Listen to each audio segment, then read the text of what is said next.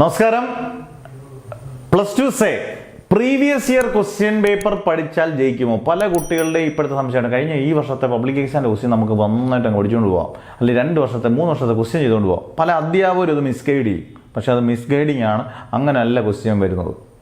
നമ്മൾ 2-3 വർഷത്തെ പഠിച്ചിട്ട് അതിനകത്തൊരു ആവറേജ് എടുത്ത് അങ്ങനെ നമ്മൾ പഠിക്കുന്നത്. അങ്ങനെയാണെങ്കിൽ കഴിഞ്ഞ ഒരു 5 കൊല്ലത്തെ പഠിച്ചുകൊണ്ട് അങ്ങ് പോയി കഴിഞ്ഞാൽ അത് മാത്രം പഠിച്ചുകൊണ്ട് പോയി കഴിഞ്ഞാൽ പിന്നെ പബ്ലിക് എക്സാമിന് ഗംഭീര മാർഗ്ഗം എല്ലാവർക്കും മേടിക്കാമല്ലോ.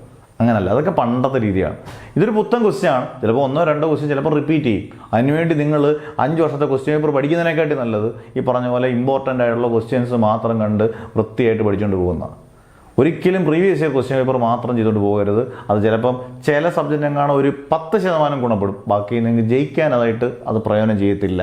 ഇത് വളരെ ഇമ്പോർട്ടൻ്റ് വീഡിയോ ആണ്. നിങ്ങൾക്ക് ഷെയർ ചെയ്യേണ്ടവർക്ക് ഷെയർ ചെയ്യാം. പലരും +2 ഇങ്ങനെയുള്ള കാര്യത്തിൽ സേ അടിക്കുന്നവർ ചിലപ്പം ഇങ്ങനെയുള്ള കാര്യത്തിൽ പെട്ടെന്ന് ഇതാവും. ചില എളുപ്പം കിട്ടാൻ വേണ്ടി എളുപ്പം കിട്ടുന്നൊരു 5 മണിക്കൂർ, ഞാൻ എപ്പോഴും പറയുന്നുണ്ട്, 5 മണിക്കൂറുള്ള ക്ലാസ് അത് 10 മണിക്കൂർ എടുത്ത് പഠിച്ചാലും ഈ പറഞ്ഞ പോലെ നിങ്ങൾക്ക് 5 വിഷയങ്ങൾ പോയിട്ടോ 6 വിഷയങ്ങൾ പോയിട്ടുള്ളവർക്ക് ഈസി ആയിട്ട് ജയിക്കാം.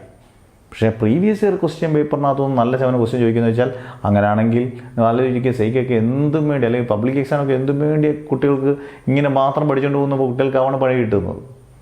ആ രീതി ഒരു 10-15 കൊല്ലം മുമ്പൊക്കെ ഓക്കെയാണ്. ഇപ്പോൾ അങ്ങനെ രീതികളില്ല.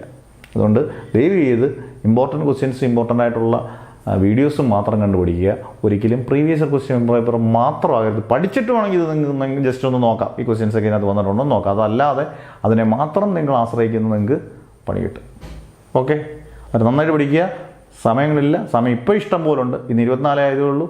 ഇനിയും 10-19 ദിവസത്തോളം സമയമുണ്ട്. ഞാൻ പറഞ്ഞില്ലേ, ഒരാഴ്ച വേണ്ട നിങ്ങൾക്ക് പഠിച്ചു തീർക്കാൻ. ഇമ്പോർട്ടൻറ്റ് ക്വസ്റ്റ്യൻസും അതിൻ്റെ വീഡിയോ ക്ലാസ്സിലും മാത്രം കണ്ടുപിടിച്ചാൽ ഒരാഴ്ച 7 ദിവസം മാക്സിമം. എത്ര വിഷയം, 5 വിഷയം 6 വിഷയം പോയിട്ടുള്ളവർക്ക് പോലും. അന്നേരം നന്നായിട്ട് പഠിക്കാൻ, നല്ല മാർക്ക് കിട്ടട്ടെ എന്ന് പ്രാർത്ഥിക്കുന്നു. എല്ലാവരും ജയിക്കട്ടെ, ഡബിൾ പാസ് മാർക്കോട് ജയിക്കട്ടെ. Never ever give up.